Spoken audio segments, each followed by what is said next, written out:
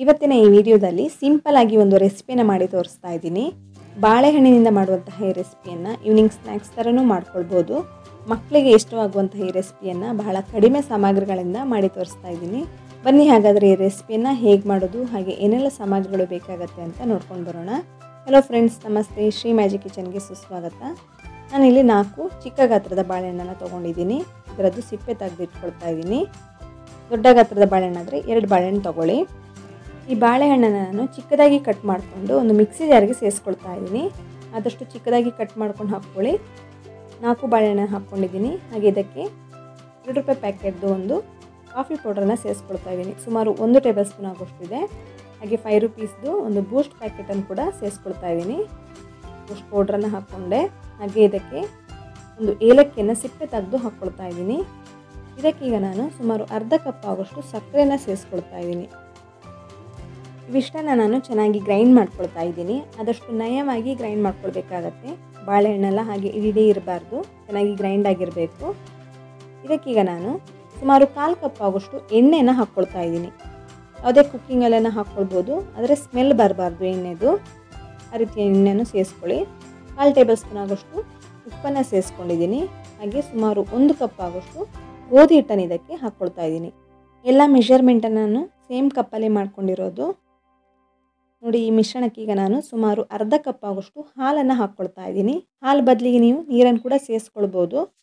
ಹಾಲನ್ನು ಹಾಕ್ಕೊಂಡ್ರೆ ಚೆನ್ನಾಗಿ ಬರುತ್ತೆ. ಇದನ್ನೀಗ ಗ್ರೈಂಡ್ ಮಾಡ್ಕೊಳ್ತಾ ಇದ್ದೀನಿ. ಗ್ರೈಂಡ್ ಮಾಡ್ಕೊಳ್ಳುವಾಗ ಮಿಡ್ಲಲ್ಲಿ ಹಾಲು ಅಥವಾ ನೀರು ಬೇಕಾದರೆ ಸೇರಿಸ್ಕೊಳ್ಬೋದು, ತುಂಬ ಗಟ್ಟಿ ಅನಿಸಿದ್ರೆ. ಇಲ್ಲಾಂದರೆ ಸಾಕಾಗತ್ತೆ ಹಾಕ್ಕೊಂಡಿರೋಂತಹ ಹಾಲು. ಗೋಧಿ ಹಿಟ್ಟಾಗಿರೋದ್ರಿಂದ ಸ್ವಲ್ಪ ನೀರು ಅಥವಾ ಹಾಲನ್ನು ಹಾಕ್ಕೊಂಡ್ರೆ ಚೆನ್ನಾಗಿ ಬರುತ್ತೆ. ನೋಡಿ, ತುಂಬ ಗಟ್ಟಿ ಅನಿಸಲ್ಲ. ನೋಡಿ, ಈ ಕನ್ಸಿಸ್ಟೆನ್ಸಿ ಇರಬೇಕಾಗತ್ತೆ. ಸ್ಪೂನಿನಿಂದ ಮೇಲಿಂದ ಎತ್ತಿ ಕೆಳಗೆ ಬಿಟ್ಟರೆ ಈ ರೀತಿ ಬೀಳ್ತಾ ಇರಬೇಕು, ನಿಲ್ಲಬಾರ್ದು ಸ್ಪೂನಲ್ಲೇ. ಈ ಕನ್ಸಿಸ್ಟೆನ್ಸಿ ಇದ್ದರೆ ಕರೆಕ್ಟಾಗಿ ಆಗುತ್ತೆ. ಇದಕ್ಕೀಗ ನಾನು ಬೇಕಿಂಗ್ ಸೋಡಾ ಹಾಕ್ಕೊಳ್ತಾ ಇದ್ದೀನಿ. ಬೇಕಿಂಗ್ ಸೋಡಾ ಹಾಕ್ಬಿಟ್ಟು ಚೆನ್ನಾಗಿ ಒಂದ್ಸಲ ಮಿಕ್ಸ್ ಮಾಡ್ಕೊಳ್ಳಿ. ಸ್ಪೂನಲ್ಲಿ ಕೂಡ ಮಿಕ್ಸ್ ಮಾಡ್ಕೊಳ್ಬೋದು. ಚೆನ್ನಾಗೀಗ ಮಿಕ್ಸ್ ಮಾಡ್ಕೊಂಡಿದ್ದಾಗಿದೆ. ನೋಡಿ, ಕನ್ಸಿಸ್ಟೆನ್ಸಿ ಕಾಣಿಸ್ತಿರ್ಬೋದು. ಈ ರೀತಿ ಇರಬೇಕಾಗತ್ತೆ. ತುಂಬ ಗಟ್ಟಿ ಮಾಡ್ಕೊಳ್ಬಾರ್ದು ಅಥವಾ ತುಂಬ ನೀರಾಗಿನೂ ಮಾಡ್ಕೊಳ್ಬಾರ್ದು. ಈಗ ನಾನು ಈ ರೀತಿ ಒಂದು ಪ್ಯಾನ್ ತೊಗೊಂಡಿದ್ದೀನಿ, ನಾನ್ ಸ್ಟಿಕ್ ಪ್ಯಾನ್ ತೊಗೊಂಡಿದ್ದೀನಿ. ಇದಕ್ಕೀಗ ಒಂದು 2 ಡ್ರಾಪ್ಸ್ ಎಣ್ಣೆ ಹಾಕ್ಬಿಟ್ಟು ಚೆನ್ನಾಗಿ ಸೋರ್ಕೊಳ್ತಾ ಇದ್ದೀನಿ.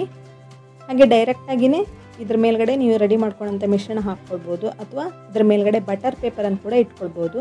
ನಾನಿಲ್ಲಿ ಬಟರ್ ಪೇಪರನ್ನು ಇಟ್ಕೊಳ್ತಾ ಇದ್ದೀನಿ. ಇದ್ರ ಮೇಲ್ಗಡೆ ಒಂದು 2 ಡ್ರಾಪ್ಸ್ ಎಣ್ಣೆ ಹಾಕ್ಕೊಂಡು ಇದನ್ನು ಕೂಡ ಚೆನ್ನಾಗಿ ಸೋರ್ಕೊಳ್ತಾ ಇದ್ದೀನಿ. ಈ ರೀತಿ ಚೆನ್ನಾಗಿ ಎಣ್ಣೆಯನ್ನು ಹಾಕ್ಬಿಟ್ಟು ಸೋರ್ಕೊಳ್ಳಿ. ಎಕ್ಸ್ಟ್ರಾ ಎಲ್ಲ ಪೇಪರ್ ಮೇಲ್ಗಡೆ ಬಂದಿದ್ದರೆ ಅದನ್ನು ಕೂಡ ತಕ್ಕೊಳ್ಬೋದು. ನಾನು ತೆಗೆದಿಟ್ಕೊಂಡಿದ್ದೀನಿ. ಹೊರಗಡೆ ಎಲ್ಲ ಬರಬಾರ್ದು ಪೇಪರು. ಇವಾಗ ರೆಡಿ ಮಾಡ್ಕೊಂಡಂತಹ ಮಿಶ್ರಣವನ್ನು ಈ ರೀತಿ ಹಾಕ್ಕೊಳ್ತಾ ಇದ್ದೀನಿ. ನೋಡಿ, ಈ ರೀತಿ ರಿಬ್ಬನ್ ಥರ ಬೀಳಬೇಕು ಮಿಶ್ರಣ, ಆವಾಗ ಪರ್ಫೆಕ್ಟಾಗಿ ರೆಡಿ ಆಗುತ್ತೆ. ಈಗ ಹಾಕ್ಕೊಂಡ ನಂತರ ಒಂದು 2 ಸಲ ಈ ರೀತಿ ಟ್ಯಾಪ್ ಮಾಡ್ಕೊಳ್ಳಿ. ಈ ರೀತಿ ತಟ್ಕೊಳ್ಬೇಕಾಗತ್ತೆ ಪ್ಯಾನನ್ನು. ಈಗ ಗ್ಯಾಸ್ ಸ್ಟವ್ ಮೇಲೆ ಒಂದು ಪ್ಯಾನ್ ಅಥವಾ ದೋಸೆ ತವವನ್ನು ಇಟ್ಕೊಂಡಿದ್ದೀನಿ. ಗ್ಯಾಸ್ ಫ್ಲೇಮನ್ನು ಮೀಡಿಯಮ್ ಫ್ಲೇಮಲ್ಲಿ ಇಟ್ಕೊಂಡು ರೆಡಿ ಮಾಡ್ಕೊಂಡಂತಹ ಪ್ಯಾನನ್ನು ಇಟ್ಕೊಳ್ತಾ ಇದ್ದೀನಿ. ಮೇಲ್ಗಡೆ ನಾನು ಡ್ರೈ ಫ್ರೂಟ್ಸನ್ನು ಇಟ್ಕೊಳ್ತಾ ಇದ್ದೀನಿ. ನಾನಿಲ್ಲಿ ಗೋಡಂಬಿನ ಇಟ್ಕೊಂಡು ಗಾರ್ನಿಷ್ ಮಾಡ್ಕೊಳ್ತಾ ಇದ್ದೀನಿ. ಬೇಡ ಅಂದರೆ ನೀವು ಸ್ಕಿಪ್ ಕೂಡ ಮಾಡ್ಕೊಳ್ಬೋದು, ಅಥವಾ ಬೇರೆ ಡ್ರೈ ಫ್ರೂಟ್ಸ್ಗಳನ್ನು ಕೂಡ ಇಟ್ಕೊಳ್ಬೋದು. ಬಾದಾಮ್ ಅಥವಾ ದ್ರಾಕ್ಷಿ ಕೂಡ ಇಟ್ಕೊಳ್ಬೋದು. ಈಗ ಇದನ್ನು ಮುಚ್ಚಿ 30 ನಿಮಿಷ ಇದನ್ನು ಹಾಗೆ ಚೆನ್ನಾಗಿ ಬೇಯಿಸ್ಕೊಳ್ತಾ ಇದ್ದೀನಿ.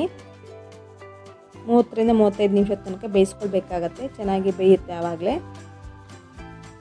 30 ನಿಮಿಷದ ನಂತರ ಒಂದ್ಸಲ ಓಪನ್ ಮಾಡಿಬಿಟ್ಟು ಚೆಕ್ ಮಾಡಿ ನೋಡ್ಕೊಳ್ಳಿ.